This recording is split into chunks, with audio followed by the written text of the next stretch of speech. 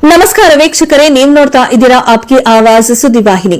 ಕಿತ್ತೂರು ಕರ್ನಾಟಕದಿಂದ ಸಲೀಂ ಅಹಮದ್ ಅವರಿಗೆ ಸಚಿವ ಸ್ಥಾನ ನೀಡಬೇಕು ಎಂದು ಲಿಂಗಾಯತ ಸಮಾಜದ ಪ್ರಮುಖ ಮಠಾಧೀಶರು ಮನವಿ. ಮುಂದಿನ ಸಚಿವ ಸಂಪುಟ ವಿಸ್ತರಣೆಯ ವೇಳೆ ಕಾಂಗ್ರೆಸ್ ಪಕ್ಷವು ಕಿತ್ತೂರು ಕರ್ನಾಟಕದಿಂದ ಸಲೀಂ ಅಹಮದ್ ಅವರಿಗೆ ಸಚಿವ ಸ್ಥಾನ ನೀಡಬೇಕು ಎಂದು ಲಿಂಗಾಯತ ಸಮಾಜದ ಪ್ರಮುಖ ಮಠಾಧೀಶರು ಮನವಿ ಮಾಡಿದ್ದಾರೆ. ಈ ಸಂದರ್ಭದಲ್ಲಿ ಜಗತ್ ಪ್ರಸಿದ್ಧ ದೊಡ್ಡಹುಣಸೆ ಕಲ್ಮಠ ಸವಣೂರು ಶ್ರೀ ಪೂಜ್ಯ ಚನ್ನಬಸವ ಮಹಾಸ್ವಾಮಿಗಳು, ಶ್ರೀ ಪೂಜ್ಯ ಗುರುಲಿಂಗ ಸ್ವಾಮಿಗಳು ಹಾಗೂ ಶ್ರೀ ಪೂಜ್ಯ ಬಸವ ಶಾಂತಲಿಂಗ ಮಹಾಸ್ವಾಮಿಗಳು, ಶ್ರೀ ಪೂಜ್ಯ ಮಹಾಂತ ಸ್ವಾಮಿಗಳು, ನಿರ್ವಾಣಿಷ ಮಠ ಸವದತ್ತಿ ಇವರು ಸಂಯುಕ್ತವಾಗಿ ತಮ್ಮ ಅಭಿಪ್ರಾಯವನ್ನ ವ್ಯಕ್ತಪಡಿಸಿದ್ದಾರೆ. ಸನ್ಮಾನ್ಯ ಸಲೀಂ ಅಹಮದ್ ಅವರು ಸಾಮಾಜಿಕ ಸೇವೆಯ ಜೊತೆಗೆ ಕಾಂಗ್ರೆಸ್ ಪಕ್ಷದ ಹಿರಿಯ ನಾಯಕನಾಗಿ ಕಳೆದ 40 ವರ್ಷಗಳಿಂದ ಅನೇಕ ಸೇವೆಗಳನ್ನು ಸಲ್ಲಿಸಿದ್ದಾರೆ. ಉತ್ತರ ಕರ್ನಾಟಕ ಭಾಗದ ಸಮಗ್ರ ಅಭಿವೃದ್ಧಿಗೆ ಅವರ ಪಾತ್ರ ಅಮೂಲ್ಯವಾಗಿದೆ. ಆದ್ದರಿಂದ ಅವರಿಗೆ ಸಚಿವ ಸ್ಥಾನ ನೀಡಬೇಕೆಂದು ನಾವು ಮನವಿ ಮಾಡುತ್ತೇವೆ.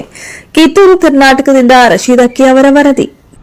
ನಮ್ಮ ನಾಡು ಕಂಡಂತಹ ಅಪರೂಪದ ರಾಜಕಾರಣಿ ಮನಸ್ಸು ಹಾಗೂ ಅವರ ದಿನಚರಿಯನ್ನ ನೋಡಿದಾಗ ಒಬ್ಬ ಹಿಂದೂ ಅಲ್ಲದೆ, ಒಬ್ಬ ಮುಸ್ಲಿಂ ಅಲ್ಲದೆ, ಒಬ್ಬ ಮನುಷ್ಯನಾಗಿ ಸಮಾಜವನ್ನು ಪ್ರತಿನಿಧಿಸತಕ್ಕಂಥ ವ್ಯಕ್ತಿ ಸಲೀಂ ಅಹಮದ್ ಅವರು.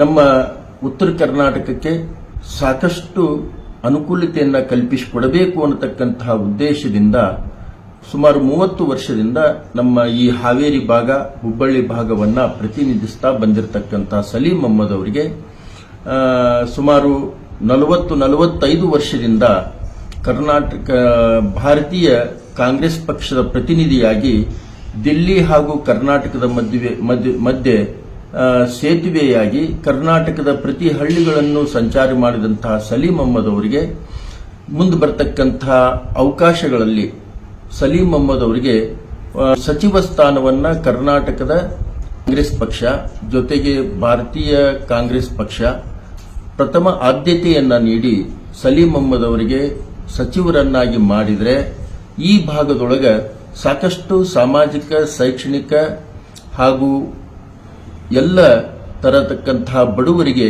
ಸಹಾಯ ಆಗುತ್ತದೆ ಅಂತಕ್ಕಂಥದ್ದು ಬಹಳ ಮಂದಿಯ ಅಭಿಪ್ರಾಯ. ಅದರಲ್ಲಿ ನಾವು ಒಬ್ಬರು. ಅವರಿಗೆ ಒಂದು ಒಳ್ಳೆಯ ಸ್ಥಾನವನ್ನ ನಮ್ಮ ಕಾಂಗ್ರೆಸ್ ಪಕ್ಷದ ನಾಯಕರು ಕೊಡ್ತಾರೆ ಅನ್ನತಕ್ಕಂತಹ ಭಾವನೆಯನ್ನ ವ್ಯಕ್ತಪಡಿಸಿ ಅವರಿಗೂ ಕೂಡ ನಾನು ಒತ್ತಾಯ ಮಾಡ್ತಾ ಇದ್ದೇನೆ.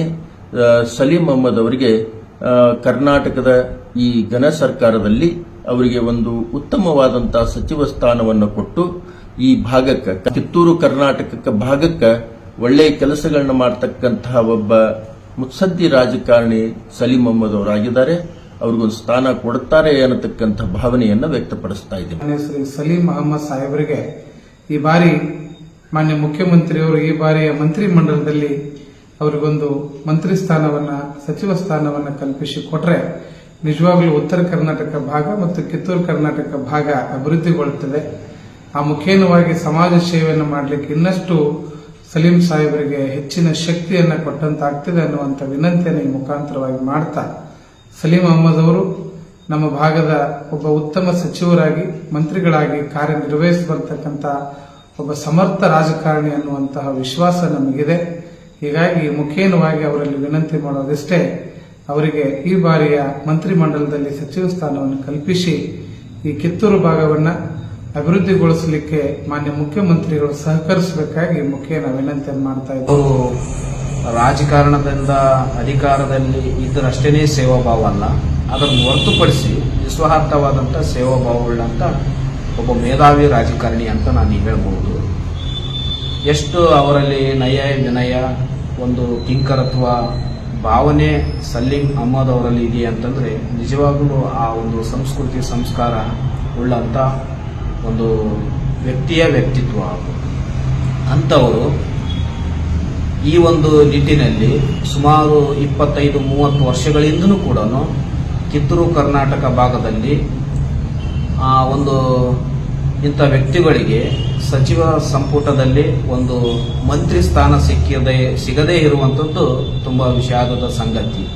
ಪರಿಚಿತ ವ್ಯಕ್ತಿ ಅಂಥವರಿಗೆ ಒಂದು ಸಚಿವ ಸ್ಥಾನದಲ್ಲಿ ಮಂತ್ರಿ ಸ್ಥಾನ ಕೊಟ್ಟರೆ ನಿಜವಾಗಲೂ ಈ ಭಾಗದಲ್ಲಿ ಒಂದು ಭಾವೈಕ್ಯತೆಯ ಸೇತುವೆಯನ್ನು ನಿರ್ಮಾಣ ಮಾಡುವಂಥ ಪ್ರಮುಖ ಪಾತ್ರರು ಅವರು ಆಗ್ತಾರೆ ಅನ್ನುವಂಥ ಮಾತನ್ನು ಇಲ್ಲಿ ಹೇಳಕ್ಕೆ ನಾನು ಬಯಸ್ತಾ ಇದ್ದೀನಿ.